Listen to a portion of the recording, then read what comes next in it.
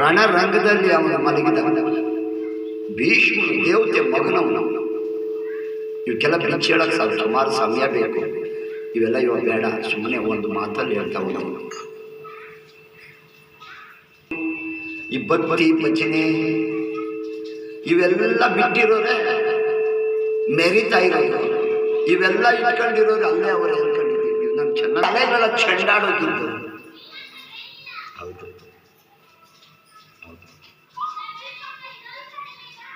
12 ವರ್ಷಗಳು ಕಾಡಲ್ಲಿ, 1 ವರ್ಷ ಕಣ್ಣಿಗೆ ಕಾಣಿಸ್ತೆ ಯಾರಿಗೂ. ಅವರೆಲ್ಲೆಲ್ಲಿ ಕುತ್ಕೊಂಡಿದ್ರು ಅವೆಲ್ಲ ಪ್ರತಿಭೂಮಿಗಳಾಗಿವೆ. ಅವರೆಲ್ಲೆಲ್ಲಿ ಸ್ನಾನ ಮಾಡಿದ್ರು ಅವೆಲ್ಲ ನದಿಗಳಾಗಿವೆ.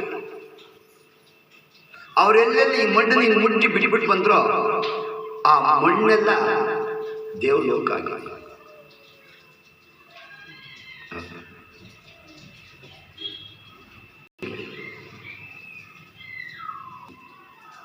ಇಟ್ಕೋ, ನೋಡು, ಕೊಡ್ತಾನೆ ಶಾಖ. ಗುರು ದೊಡ್ಡವನು, ದೇವ್ರ ದೊಡ್ಡವನು. ಗುರು ಆ ದೇವತೆಗಳಿಗೆಲ್ಲ ಪೋಸ್ಟ್ಗಳನ್ನೇ ತೆಗೆದಾಕ್ತಾರೆ. ನಾನು ಶಿವನು, ನಾನು ಬ್ರಹ್ಮನು, ನಾನು ವಿಷ್ಣು, ಇವೆಲ್ಲ ನೋಡ್ಕೊಳ್ಳೋದು ನಂದೇ. ನಾನು ಸರಸ್ವತಿ ದೇವಿ, ವಿದ್ಯೆ ನನ್ನ ಹತ್ರದೆ, ಲಕ್ಷ್ಮಿ ನನ್ನ ಹತ್ರ ದುಡ್ಡದೆ ಅಂದ್ಕೊಂಡಿದ್ದಾರಲ್ಲ, ಆ ಪೋಸ್ಟ್ಗಳನ್ನ ಹಿಂಗೆ ತಳತಳಕೊಳ್ಬಿಡ್ತಾರೆ. ಬ್ರಹ್ಮನ ನಿಮಗೆ ಲಿಖಿತ ಬರದವನಲ್ಲ, ಎಣೆ ಬರದ.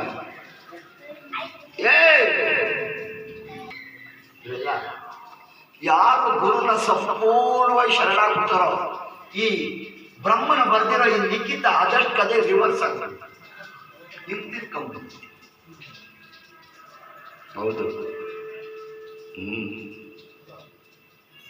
ಬ್ರಹ್ಮನೇ ನಮ್ದು ಸ್ವಲ್ಪ ಹಣೆ ಬರಿಯಪ್ಪ ಅಂತ ಕೇಳ್ಬೇಕಾಗ್ತದೆ ಗುರುನ. ಹೌದು, ತುಂಬಾ ಸ್ವಚ್ಛತೆ ಬೇಕು. ಇವು ಅರ್ಥನೂ ಆಗಲ್ಲ. ನಾನು ಯಾರು ಅಂತ ತೆಗಿತೀಯಪ್ಪ ಅನ್ನೋ ಅಷ್ಟೇ. ಕುರ್ಚಿ ಖಾಲಿ ಕುರ್ಚಿ ಮಾತ್ರ ಬಿದ್ದಿರೋದು. ಅವ್ನು ಬೀಳ್ತಾ ಇಲ್ಲ, ಅವ್ನು ಕಾಣಿಸ್ತಾನೆ ಇಲ್ಲ. 100 ಫೋಟೋ ತೆಗಿ ಕಾಣಿಸ್ತಾನೆ. ಒಂದು ಕ್ಷಣ ಗುರು ಈ ಕಣ್ಕಡೆ ಪೆನ್ ಸುಮ್ಮನೆ ಹಿಂಗೆ ಬಿಟ್ಟು ಅಂದರೆ 100 ಜನ್ಮಗಳಿಗೂ ಆಗಿ ಉಳಿಯೋಷ್ಟು ಶಕ್ತಿ, ಜ್ಞಾನ, ಯೋಗ ಪ್ರಾಪ್ತಿ ಎಲ್ಲ ಆಗೋದು 1 ಸೆಕೆಂಡಲ್ಲಿ. ಕಣ್ಣು ರೆಪ್ಪೆ ಹಿಂಗೆ ಬಿಟ್ಟು ಅಂದರೆ 100 ಜನ್ಮಗಳು ಸಾಧನೆ ಮಾಡಿದ್ದಕ್ಕಿಂತ 1000 ಜನ್ಮ ಸಾಧನೆ ಮಾಡಬಾರಲ್ಲ, ಅಷ್ಟು ಪಡ್ಕೊಂಡ್ಬಿಡ್ತೀಯ. ಹೌದು, ಅದಕ್ಕೆ ಗುರುಗಳು ಬೇಡ, ಅವನ ಕ್ಷಣಕ್ಕೆ ಬೇಡ.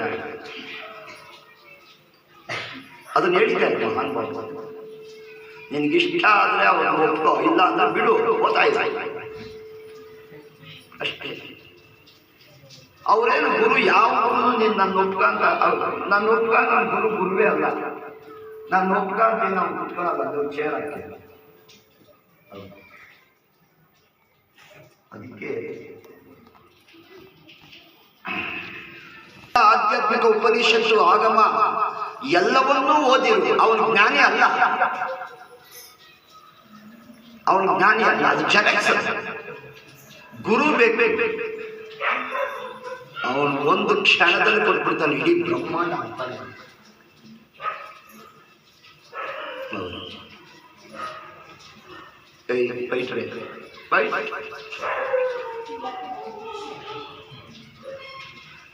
ಜೈ ಗುರುದೇವ.